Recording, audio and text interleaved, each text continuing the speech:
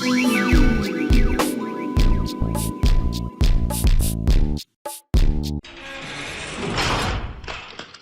case of Lavelle Redmond is quite interesting because here you have a man who served 25 years in prison. He went to prison as a teenager, was released after committing an egregious sex offense. And when I say egregious, I mean he was a participant, but we're talking about the kidnapping of two young ladies. I'm going to read a description from a news article about his sentencing. A far south man has been sentenced to 50 years in prison for his role in a brutal gang rape that occurred when he and his friends abducted two Rosalind girls at gunpoint and forced them into an abandoned garage.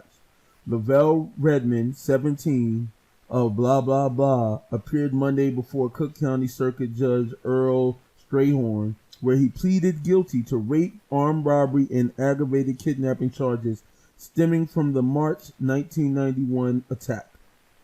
According to prosecutors Remus Serenius and Aidan O'Connor, Redmond, Wardell Winston, 23, of blah blah blah, and two juveniles abducted 13 and 14-year-old girls at gunpoint as they walked near Rosalind Avenue and 112th Street about 7:30 p.m.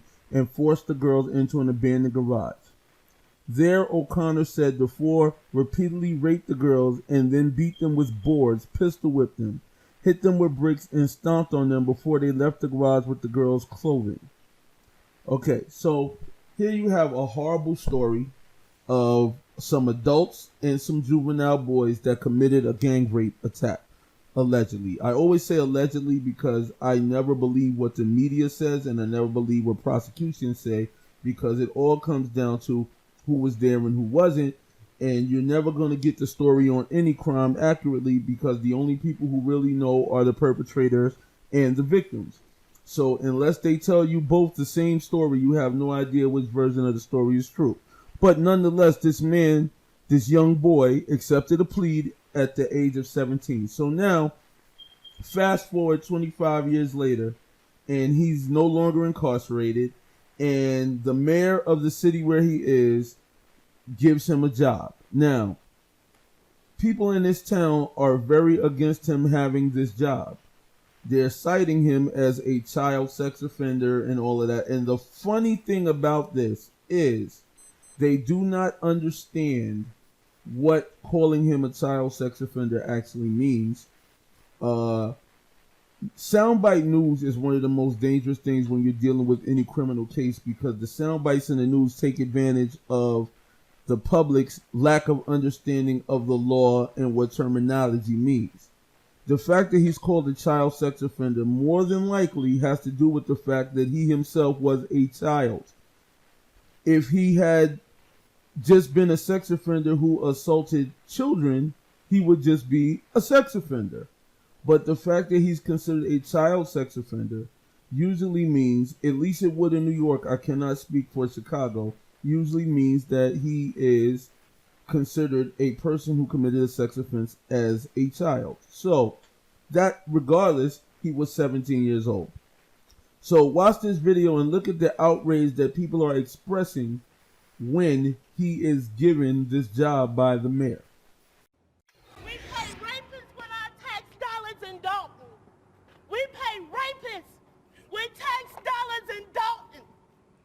Frustration growing in South suburban Dolton after a Fox 32 investigation uncovers a registered child sex offender was recently put on the payroll. Now some residents are calling for the mayor's resignation. Dane Placco first broke the story and reports the pressure is building at Village Hall.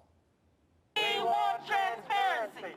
About 20 Dolton residents and a couple trustees protest outside Village Hall today, furious after a Fox 32 investigation found this registered child sex offender on the public payroll. A sex offender, you don't give them carte blanche to go into different people's homes. 46-year-old Lavelle Redmond is close friends with Dolton Mayor Tiffany Henyard, who in September hired Redmond as a code enforcement officer without the village board's approval. Redmond served 25 years in prison for the brutal gang rape and beating of 2 young teenage girls in the 1990s and was arrested and charged after our first story aired for violating the reporting requirements of the sex offender registry. But Mayor Henyard says her friend deserves a second chance, infuriating a number of Dolton residents. Dolton is going to go down if these people are, they just need to get out of office as a whole. You'd like to see them? Do they need a recall on the mayor? Fox 32 has also obtained this cell phone video showing Redmond interacting with the mayor and little children at a back-to-school event in Dolton. Notice the badge on his waist. I think it's deplorable that you've hired a person that has a history that he does, and you've given him a badge and a car to roam our village. The protesters are also calling for the departure of former Cook County Circuit Court Clerk Dorothy Brown, whom Henyard hired as a village administrator, making $100,000 a year, despite numerous scandals and an ongoing federal investigation into bribery under her county tenure. Dorothy Brown needs to go back to the city of Chicago. Dorothy Brown is bringing Dorothy Brown tactics out here in the village. A spokesperson for Henyard says the mayor has no comment about the calls for her resignation and no intentions on dumping the registered child sex offender from the village payroll. In Dolton, Dane Placco, Fox 32 Chicago. Means, at least it would in New York, I cannot speak for Chicago, usually means that he is considered a person who committed a sex offense as a child. So that regardless, he was 17 years old. So watch this video and look at the outrage that people are expressing when he is given this job by the mayor. Okay, so now he has this job and people want him not to have a job.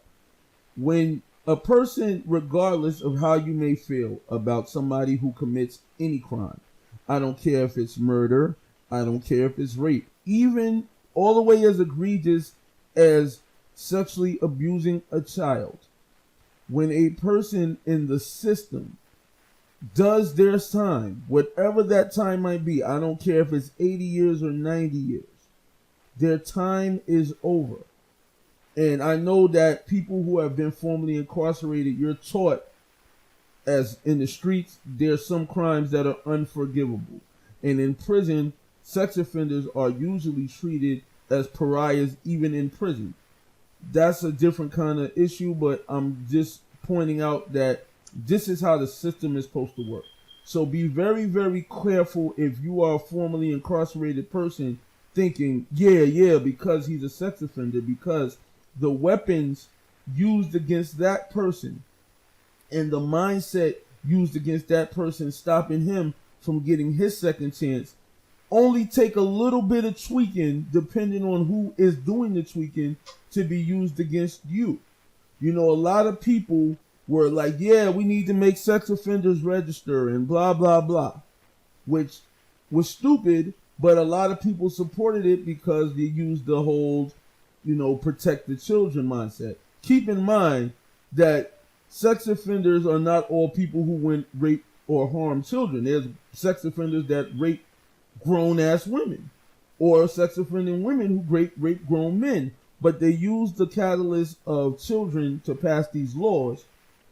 Now they have, in some states, violent registry offenders. So if you beat somebody up and they call it an assault, where we used to just call it a fight, but now you can get an assault charge, they will literally say now you're going on the violence registry, which is one more hurdle for that person not to be able to get a certain type of job upon serving their time or completing their conviction. So remember, that's how we're looking at it. On this channel, we do not discriminate based on what you did. It's all about getting past that life, whatever that life was. So that being said, they also have people who are trying to make you register as a gang offense. That's also in several states where they're saying if you committed a crime as a gang member, then you should have to register as a gang criminal. Something else to prevent you from getting employment and moving on with your life after you're incarcerated. So keep that in mind when you think about these laws. Take your emotion out of it and look at it logically, my niggas. They literally are making laws to prevent people from moving on with their life based on their conviction. If a doctor does something wrong, the doctor, like Michael Jackson's doctor, lost his license and lawfully cannot be a doctor anymore because they said he did something in malpractice. Okay, he can't be a doctor anymore. He's still an educated man with a doctorate. That has nothing to do with him getting a job in any other capacity that is warranted for being a doctor. He cannot practice medicine, probably in that jurisdiction or anywhere in the United States, because I believe his case was federal. But if Hollywood says we need a doctor as a medical consultant, he can get that job and get that money. You know what I'm saying?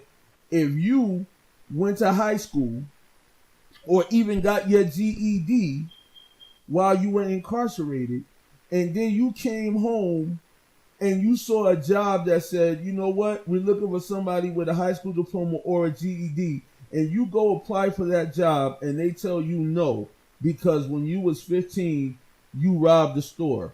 That's fucking ridiculous. What does the fact that I did that have to do with my qualifications for doing this job now? And they could say, well, it's a risk that you might rob the store. Anybody could rob the store. That risk is there from any employee you hire, whether they have a record or not. But this is the mentality that you face when you've been previously incarcerated. So this dude right here, they're mad at the mayor for giving him a second chance. And then they wonder why so many young black niggas come out with that mindset of, I don't care anymore, nobody cares about me, but they want you as a formerly incarcerated person to struggle to get their approval, despite the fact that you see in some cases, depending on the situation, they're never going to give it to you. That is why you must build for yourself, and you must keep your eye on you, because real talk, this dude and this mayor are not doing anything wrong. Maybe she didn't follow procedures. That's a whole separate issue. But her giving him a job, despite his criminal record, is actually why we vote to have our people in power. And if you can see some of the comments under the video where this was reported, you see a lot of people saying he should have been killed in jail. He's got this job so he could be around kids. Not understanding what child sex offender really probably means. According to the he's not allowed anywhere near a school with children. Why is he violating this? Okay, he couldn't violate it, therefore that's not an issue. But this is the ignorance that's perpetuated as far as ex-convicts. Not specifically, everybody's not a sex offender, but that same level of ignorance will come at you whether you were a drug dealer. Okay, so you sold drugs when you was 18. You did a federal bid. You come home when you're 26. You have a drug offense on your record. So does that mean that you should not be able to get a license or get training working in a pharmacy and get a pharmaceutical certificate? That is stupid, but that is unfortunately what you face coming home. So again, keep your head and keep your mind on stuff like this and watch it. Because the reason I'm going to put this type of stuff on the channel is not to discourage you, but to motivate you to realize what you're up against and to help you formulate plans to beat this. Now, if this dude is smart, I'm willing to bet, mark my words if you watch this video, that he will lose this job and this mayor will face this issue when she's trying to get reelected or do anything else. Somebody will bring this up and you try to use it against her. But if he got this job now, I hope he's banking his money and hopefully planning on going into business for himself, because I believe currently in this country, that's the only long-term plan for anybody with any type of record. Please let me know under the comments what you think. One. But to motivate you to realize what you're up against and to help you formulate plans to beat this. Now, if this dude is smart, I'm willing to bet, mark my words if you watch this video, that he will lose this job, and this mayor will face this issue when she's trying to get reelected or do anything else. Somebody will bring this up, and you try to use it against her. But if he got this job now, I hope he's banking his money and hopefully planning on going into business for himself, because I believe currently in